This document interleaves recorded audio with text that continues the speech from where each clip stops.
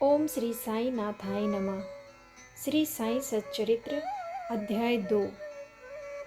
ग्रंथ लेखन का ध्येय, कार्य आरंभ में असमर्थता और साहस, गर्मागर्म बहस, अर्थपूर्ण उपाधि, हेमाडपंत गुरु की आवश्यकता।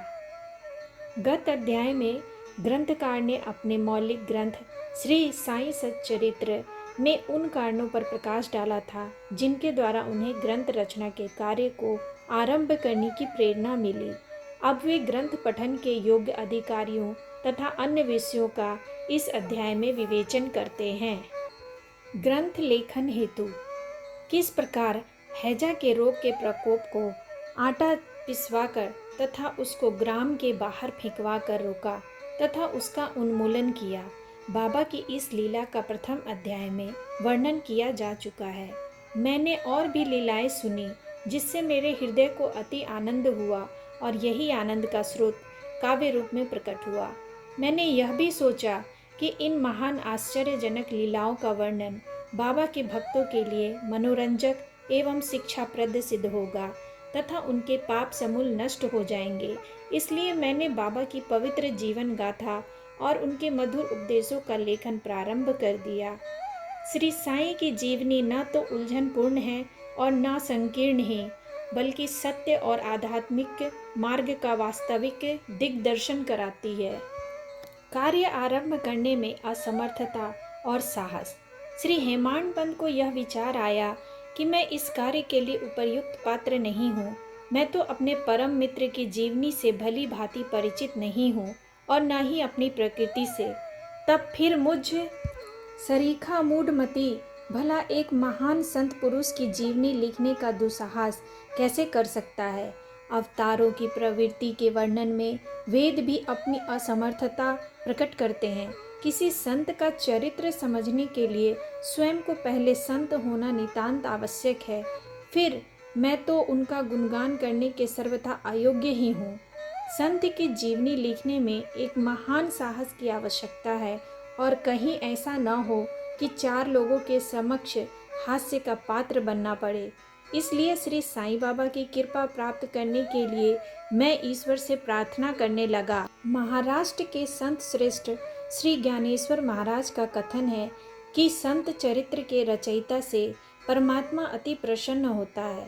तुलसीदास जी ने भी कहा है कि साधु चरित्र शुभ सरिस कपासु, निरस विशद गुणमय फल जासु, जो सही दुख का छिद्र दुरावा, वंदनीय जेहि जग जस पावा।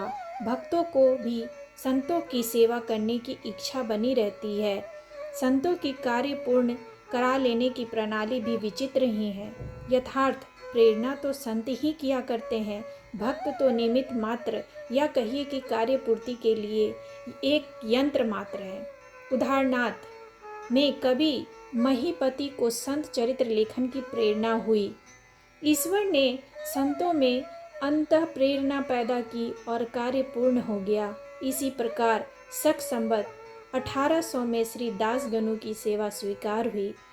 महीपति ने 4 काव्य रचे, भक्त विजय, संत विजय, भक्त लीलामृत और संत लीलामृत, और दासगणु ने केवल 2, भक्त लीलामृत और संत कथामृत, जिसमें आधुनिक संतों के चरित्र का वर्णन है। भक्त लीलामृत के अध्याय 31, 32 और 33 तथा संत कथामृत के 57वें अध्याय में श्री साईं बाबा की मधुर जीवनी तथा अमूल्य उपदेशों का वर्णन सुंदर एवं रोचक ढंग से किया गया है। इनका उद्धरण श्री साईं लीला पत्रिका के अंक 11, 12 और 17 में दिया गया है। साईं प्रभा नामक पत्रिका में भी कुछ लीलाएं शिरडी के दक्षिणा भिक्षा संस्थान द्वारा प्रकाशित की गई है। अब प्रश्न यह उठता है कि जब श्री साईनाथ महाराज के जीवन पर प्रकाश डालने वाला इतना साहित्य उपलब्ध है, फिर और एक ग्रंथ साईं सच्चरित्र रचने की आवश्यकता ही कहाँ पैदा होती है। इसका उत्तर केवल यही है कि श्री साईं बाबा की जीवनी सागर के सदृश अगाध, विस्तृत और अथाह है। यदि उसमें गहरे गोते लगाए जाए तो ज्ञान एवं भक्ति रूपी अमूल्य रत्नों की सहज ही प्राप्ति हो सकती है। जिससे मुमुक्षुओं को बहुत लाभ होगा। श्री साईं बाबा की जीवनी, उनके दृष्टांत एवं उपदेश महान आश्चर्य से परिपूर्ण है। दुख और दुर्भाग्यग्रस्त मानवों को इनसे शांति और सुख प्राप्त होगा तथा लोक व परलोक में श्रेयस की प्राप्ति होगी।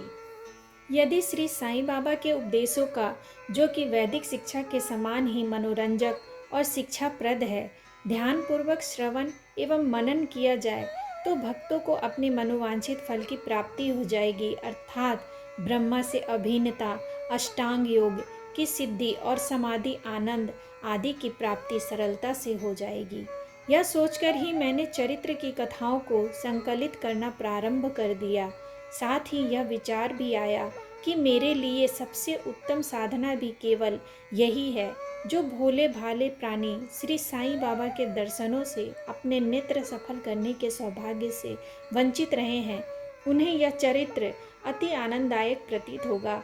अतः मैंने भी अपना अहंकार उनके श्री चरणों पर निछावर कर दिया।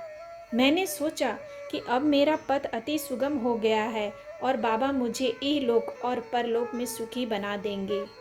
मैं स्वयं बाबा की आज्ञा प्राप्त करने का साहस नहीं कर सकता था, अतः मैंने श्री माधवराव उपनाम सामा से, जो कि बाबा के अंतरंग भक्तों में से थे, इस हेतु प्रार्थना की।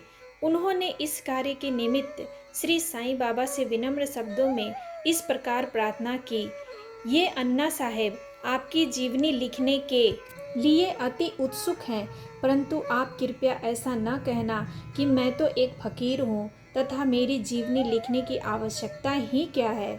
आपकी केवल कृपा और अनुमति से ही ये लिख सकेंगे, अथवा आपके श्री चरणों का पुण्य प्रताप ही इस कार्य को सफल बना देगा। आपकी अनुमति तथा आशीर्वाद के अभाव में कोई भी कार्य यशस्वी नहीं हो सकता। यह प्रार्थना सुनकर बाबा को दया आ गई। उन्होंने आश्वासन और उदी देकर अपना वरद हस्त मेरे मस्तक पर रखा और कहने लगे कि इन्हें जीवनी और दृष्टांतों को एकत्रित कर लिपिबद्ध करने दो, मैं इनकी सहायता करूंगा। मैं स्वयं ही अपनी जीवनी लिखकर भक्तों की इच्छा पूर्ण करूंगा, परंतु इनको अपना अहम त्याग कर मेरी शरण में आना चाहिए। जो अपने जीवन में इस प्रकार आचरण करते हैं, उसकी मैं अत्यधिक सहायता करता हूँ। मेरी जीवन कथाओं की बात तो सहज है, मैं तो इन्हें घर बैठे अनेक प्रकार से सहायता पहुँचाता हूँ। जब इनका अहम पूर्णतः नष्ट हो जाएगा और खोजने पर लेस मात्र भी न मिलेगा, तब मैं इनके अंतःकरण में प्रकट होकर स्वयं ही अपनी जीवनी लिखूंगा। मेरे चरित्र और उपदेशों के श्रवण मात्र से ही भक्तों के हृदय में श्रद्धा जागृत होकर सरलता पूर्वक आत्मानुभूति एवं परमानंद की प्राप्ति हो जाएगी। ग्रंथ में अपने मत का प्रतिपादन और दूसरों का खंडन तथा अन्य किसी विषय पक्ष या विपक्ष में व्यर्थ के वाद विवाद की कुचेष्टा नहीं होनी चाहिए। अर्थपूर्ण उपाधि हेमांडपन। वाद विवाद शब्द से हमको स्मरण हो आया कि मैंने पाठकों को वचन दिया है कि हेमांडपंत उपाधि किस प्रकार प्राप्त हुई, इसका वर्णन करूंगा। अब मैं इसका वर्णन करता हूँ। श्री काका साहेब दीक्षित व नाना साहेब चांदोरकर मेरे अति घनिष्ठ मित्रों में से थे। उन्होंने मुझसे शिरडी जाकर श्री साईं बाबा के दर्शनों का लाभ उठाने का अनुरोध किया। मैंने वचन दिया, परंतु कुछ बाधा आ जाने के कारण मेरी शिरडी यात्रा स्थगित हो गई। मेरे एक घनिष्ठ मित्र का पुत्र लोनावाला में रोगग्रस्त हो गया था। उन्होंने सभी संभव आदि भौतिक और आध्यात्मिक उपचार किए, परंतु सभी प्रयत्न निसफल हुए और ज्वर किसी प्रकार भी कम न हुआ। यह घटना देखकर मुझे विचार आया कि जब गुरु एक बालक के प्राणों की भी रक्षा करने में असमर्थ हैं, तब उनकी उपयोगिता ही क्या है। और जब मैं उनसे कोई सामर्थ्य ही नहीं है, तब फिर शिरडी जाने से क्या प्रयोजन। ऐसा सोचकर मैंने यात्रा स्थगित कर दी, परंतु जो होना है वह तो होकर ही रहेगा, और वह इस प्रकार हुआ। प्रांताधिकारी नाना साहेब चांदोरकर बसई के दौरे पर जा रहे थे। वे ठाणा से दादर पहुँचे तथा बसई जाने वाली गाड़ी की प्रतीक्षा कर रहे थे। उसी समय बांद्रा लोकल आ पहुँची, जिसमें बैठकर वे बांद्रा पहुँचे तथा शिरडी यात्रा स्थगित करने के लिए मुझे आड़े हाथों लिया। नाना साहेब का तर्क मुझे उचित तथा सुखदायी प्रतीत हुआ और इसके फलस्वरूप मैंने उसी रात्रि शिरडी जाने का निश्चय किया और सामान बांधकर शिरडी को प्रस्थान कर दिया। मैंने सीधे दादर जाकर वहां से मनमाड़ की गाड़ी पकड़ने का कार्यक्रम बनाया। इस निश्चय के अनुसार मैंने दादर जाने वाली गाड़ी के डिब्बे में प्रवेश किया। गाड़ी छूटने ही वाली थी कि इतने में एक यवन मेरे डिब्बे में आया और मेरा सामान देखकर मुझसे मेरा गंतव्य स्थान पूछने लगा। मैंने अपना कार्यक्रम उसे बतला दिया। उसने मुझसे कहा कि मनमाड़ की गाड़ी दादर पर खड़ी नहीं होती, इसलिए सीधे बोड़ी बंदर से होकर जाओ।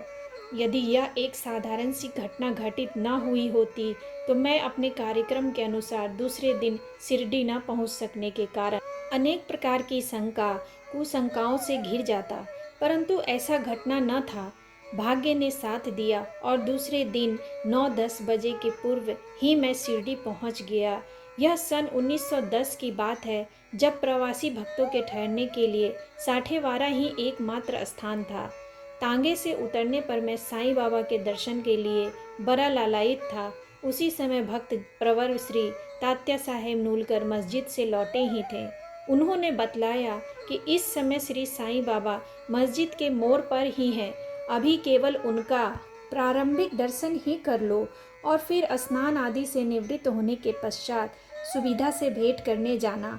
यह सुनते ही मैं दौड़ कर गया और बाबा की चरण वंदना की। मेरी प्रसन्नता का पारावार न रहा। मुझे क्या नहीं मिल गया था। मेरा शरीर उल्लसित हो गया। क्षुधा और तृषा की सुधि जाती रही। जिस क्षण से उनके भव विनाशक चरणों का स्पर्श प्राप्त हुआ, मेरे जीवन में एक नूतन आनंद प्रवाह बहने लगा।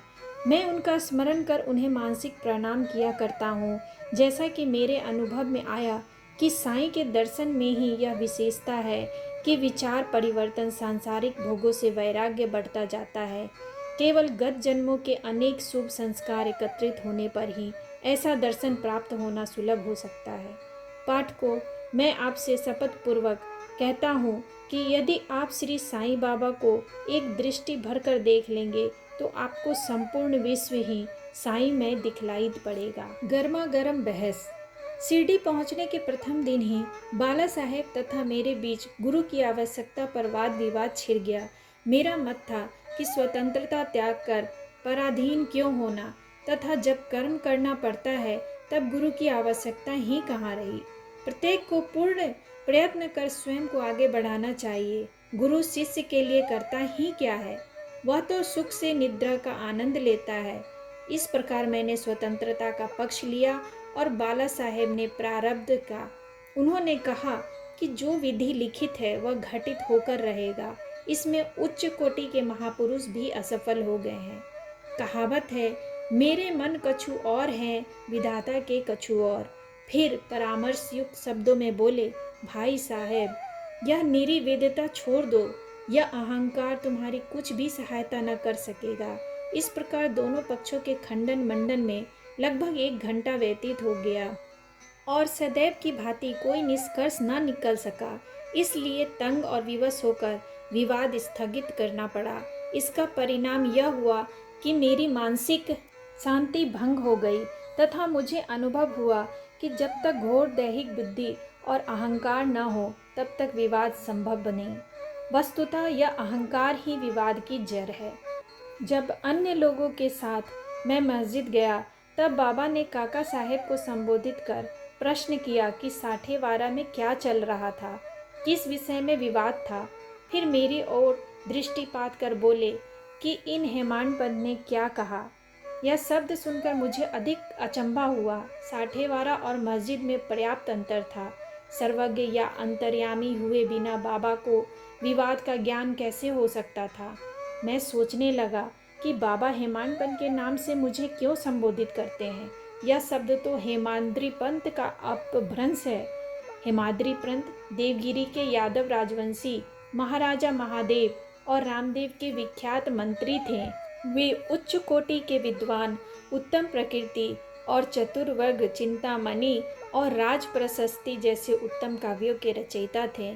उन्होंने ही हिसाब किताब रखने की नवीन प्रणाली का आविष्कार किया था और बही खाते की पद्धति को जन्म दिया था। और कहा, मैं इसके विपरीत एक अज्ञानी, मूर्ख और मंदमती हूँ। अतः मेरी समझ में यह न आ सका कि मुझे इस विशेष उपाधि से विभूषित करने का क्या तात्पर्य है। गहन विचार करने पर मैं इस निष्कर्ष पर पहुंचा कि कहीं मेरे अहंकार को चूर्ण करने के लिए ही तो बाबा ने इस अस्त्र का प्रयोग नहीं किया है, ताकि मैं भविष्य में सदैव के लिए निर्भिमानी एवं विनम्र हो जाऊं, अथवा कहीं यह मेरे वाक् चातुर्य के उपलक्ष्य में मेरी प्रशंसा तो नहीं है। भविष्य पर दृष्टिपात करने से प्रतीत होता है कि बाबा के द्वारा हेमाडपंत की उपाधि से विभूषित करना कितना अर्थपूर्ण और भविष्य गोचर था। सर्वविदित है कि कालांतर में दाभोलकर ने श्री साईं बाबा संस्थान का प्रबंध कितने सुचारू एवं विद्वतापूर्ण ढंग से किया था। हिसाब किताब आदि कितने उत्तम प्रकार से रखे तथा साथ ही साथ महाकाव्य साईं सच्चरित्र की रचना भी की। इस ग्रंथ में महत्वपूर्ण और आध्यात्मिक विषयों जैसे ज्ञान, भक्ति, वैराग्य, शरणागति एवं आत्मनिवेदन आदि का समावेश है। गुरु की आवश्यकता। इस विषय में बाबा ने क्या उद्गार प्रकट किए, इस पर हेमाडपंत द्वारा लिखित कोई लेख या स्मृति पत्र प्राप्त नहीं है, परंतु काका साहेब दीक्षित ने इस विषय पर उनके लेख प्रकाशित किए हैं।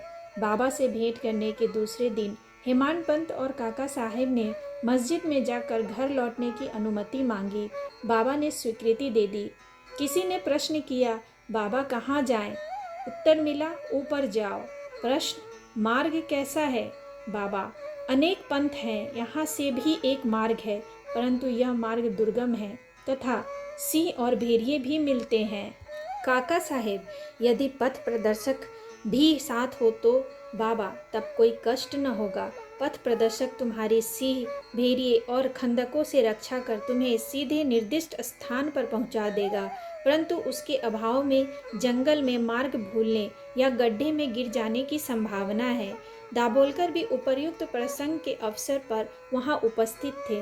उन्होंने सोचा कि जो कुछ बाबा कह रहे हैं वह गुरु की आवश्यकता क्यों है।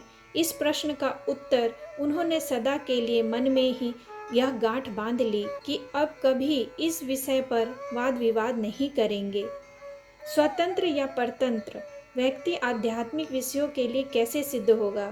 प्रत्युत इसके विपरीत यथार्थ में परमार्थ लाभ केवल गुरु के उपदेश पालन में ही निहित है।